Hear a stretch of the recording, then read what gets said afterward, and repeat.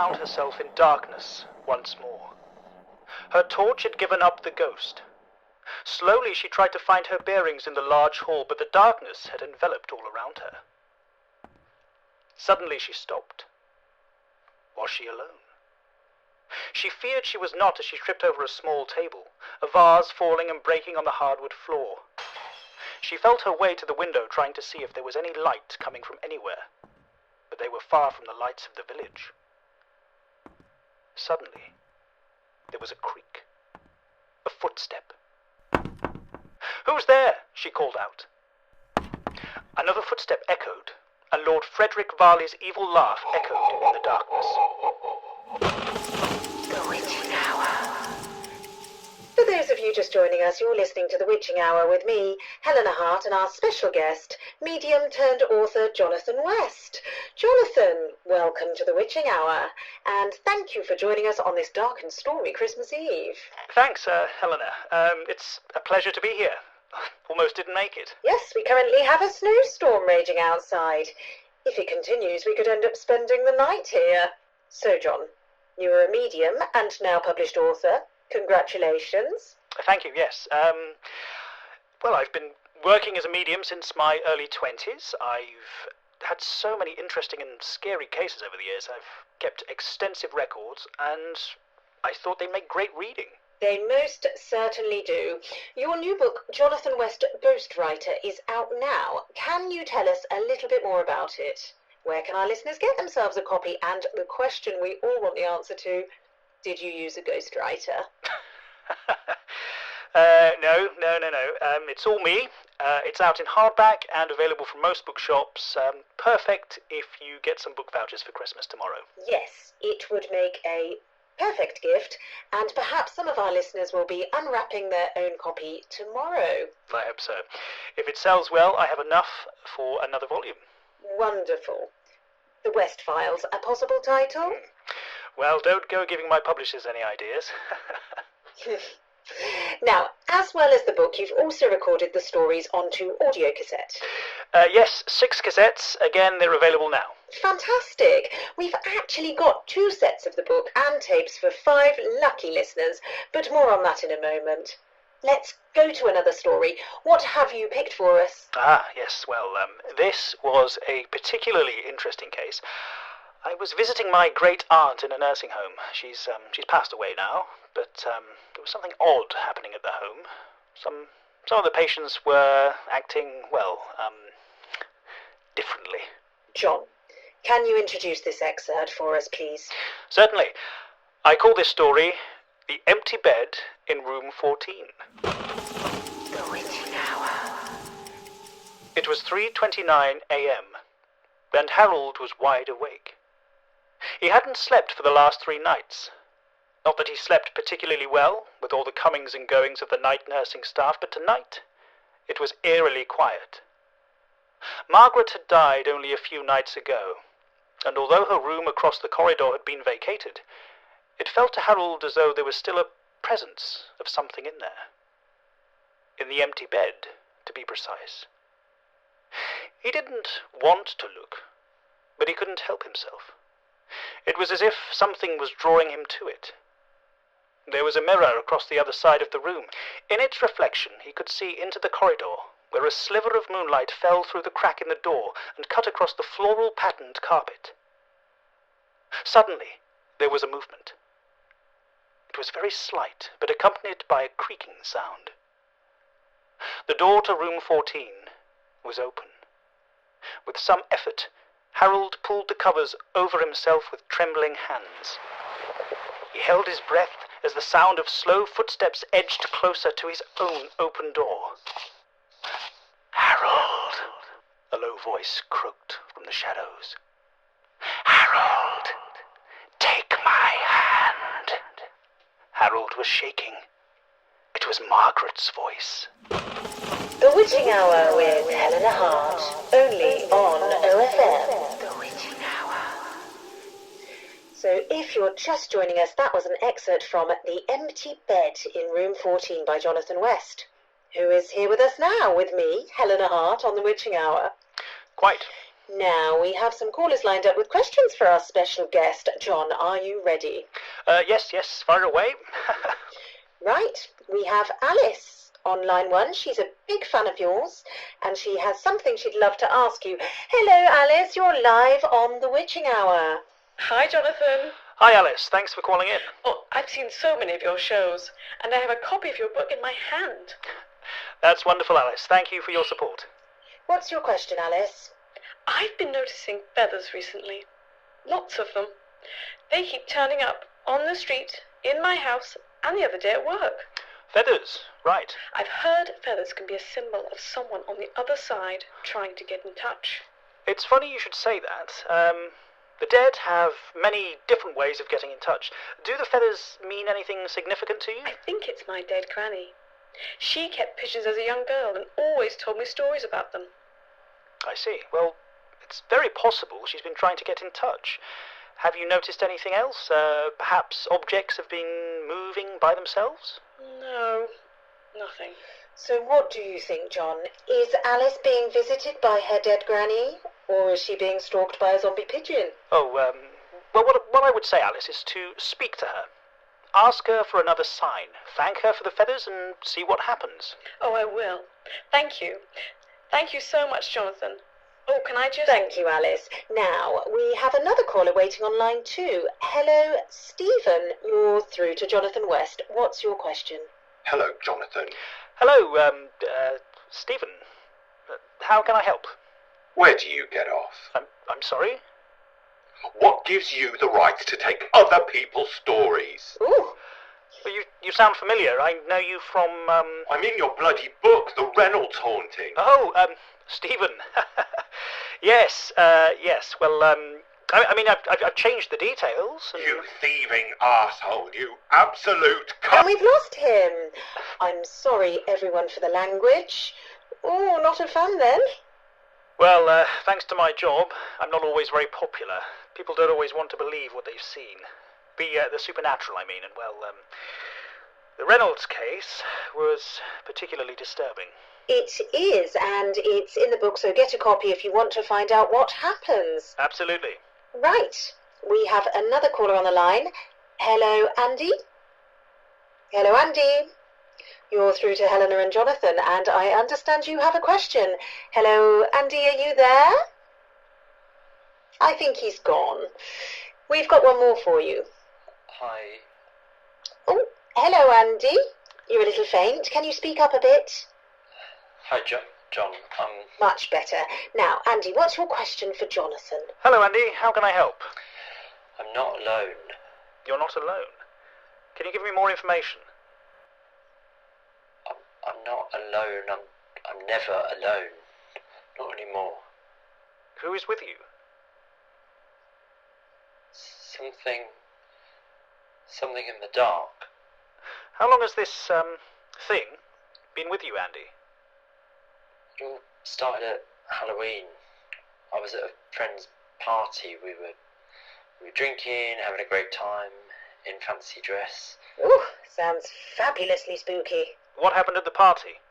It was late. Well, very early, actually, and most people had gone home, and we were sobering up, but still buzzing, you know. Anyway, my friend got out a board game. A Ouija board? Right.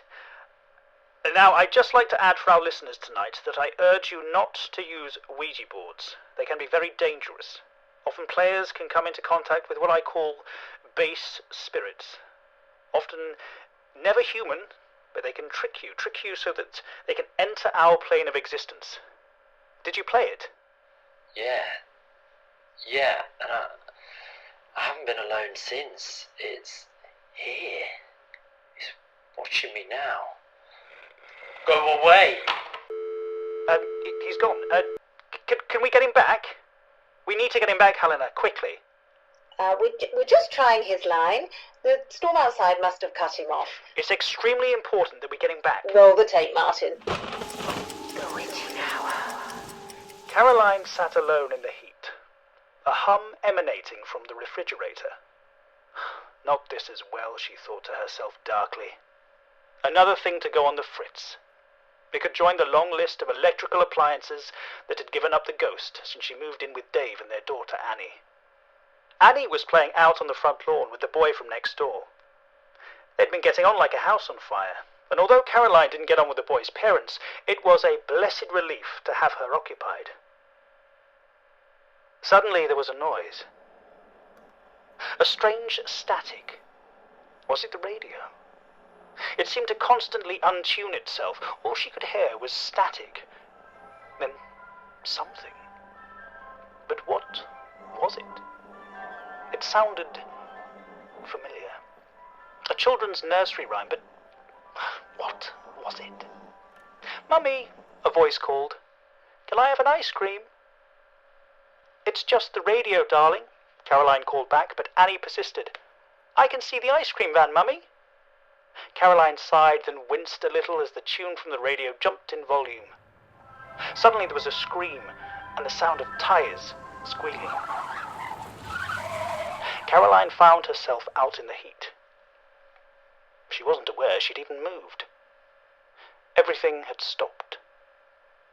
There was a car, its owner staggering slowly from the driver's seat, the smell of burning rubber fresh from the skid marks on the hot tarmac. Caroline looked down and screamed. Annie was lying, almost peacefully, on the other side of the pavement. She ran down and picked up the unconscious girl's body. Suddenly another sound filled the air. It was the tune from the radio. The phantom ice cream van had claimed another victim.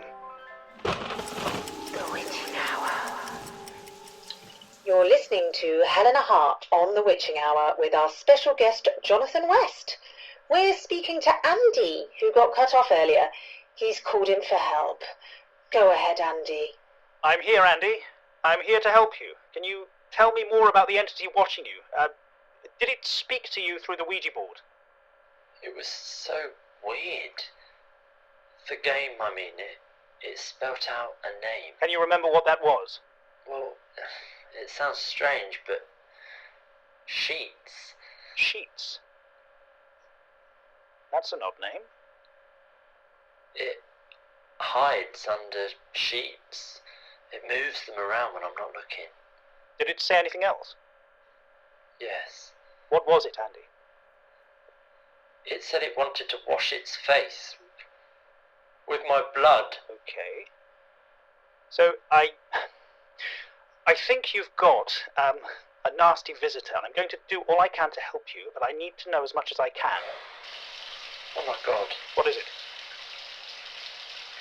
I just heard the shower come on. Can you go to it? I don't want to. That thing has done it. It's all right, Andy. Do you know the Lord's Prayer? I think so, but I'm not religious. It doesn't matter. There's a possibility that this entity could be demonic. Just do as I say. Go towards the bathroom. I'm here with you. All right. Recite the prayer. Our Father, who art in heaven, hallowed be thy name. Thy kingdom Good, come, Andy. thy will be done Good. on earth as Keep it is going. in heaven. Give us this day our daily bread. Forgive us our trespasses as we forgive those who trespass against us. Oh my God! I can see it through the shower curtain. What does it look like? It's translucent. There's a floral print along the bottom. The spirit, Andy.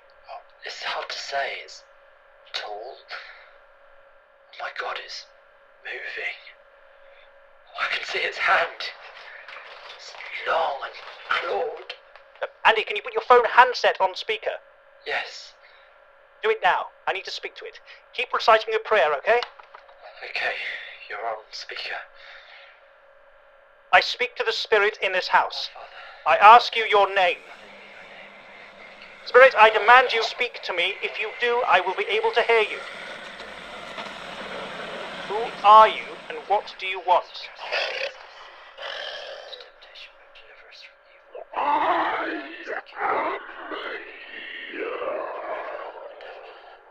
I know you are here. What are you doing in this man's house? I command you to leave this mortal plane.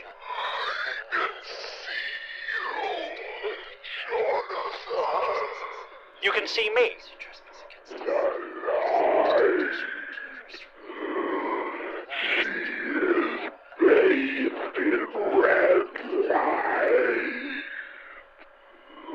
Oh, the light, John, the on-air light. Let's try this. Give me that paper and a pen. Well, we do hate dead air time here at the witching hour, so for the sake of our listeners, John is writing something down. John, what are you doing? I've written something. Spirit, I have written something on this sheet of paper, and I hold it in my hand. What have I written? Suffer not the little children, for their blood is sweet. No, you are wrong. You cannot see us. You are lying. Helena, that's not what I wrote. Well... Open the paper. Oh, God. What is it? It's not my writing. Stop the call! No, Now! no, shouldn't we keep it talking? End the call now! It's gone. That was close. Well, that was quite something. We've never had a genuine ghost on the witching hour. Whew, whilst we calm down, I'm going to play another of Jonathan's excerpts. What about Andy? Roll tape. But what about... The witching hour. It was June. I stood outside the Abbey. The sun was hot, but I felt a strange chill wash over me like the North Sea. He was there, watching me, his face a mask of agony. Well, it looks like we're having some technical difficulties. I really think we should get Andy back on the line, see if he's okay. Martin's been trying, but there's no answer. What's that? The studio door. Oh, my God. Jesus. Oh, Jesus Christ. look. The door. It's opening. Oh, my God. Who is that? It's standing under a sheet. Is that you, Martin? Okay, very funny. You can take that off. That's not Martin. Oh, it's gone, the sheet. It's empty. What are you doing? Spirit, Martin? I command you to stop. Our Father, who art in heaven, hallowed be thy name. Thy kingdom come. It's stopped. I think it has gone. Martin, can you hear me? I have to do a banishing. Hello, it's here. We Mr. Sheets, or whatever you we call have a it. call. Hello, He's looking right at me. What should I do? Oh, God, what should I do? Martin. Did you put that through? It's another. Martin, where are you? What are you doing? You have to stop this broadcast. Martin, The are longer you we there? stay live, the more damage this entity will do. It's traveling by the broadcast. You have to stop it. Martin, you have to stop the broadcast now. Can you hear me, Martin? Martin! It's Christmas Day. Has it gone? I don't know. It could still be out there. If you're still listening, this is very important. If you see a sheeted figure in your home, whatever you do, don't approach it. Keep well away. You must stay away. Stay away from Mr. Sheets.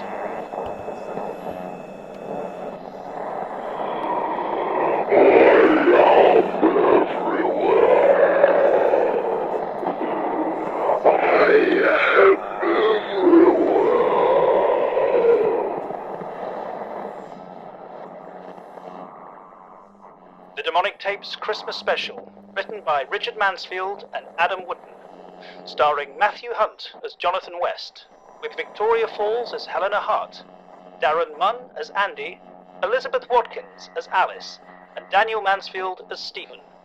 The Demonic Tapes is a Mansfield Dog production.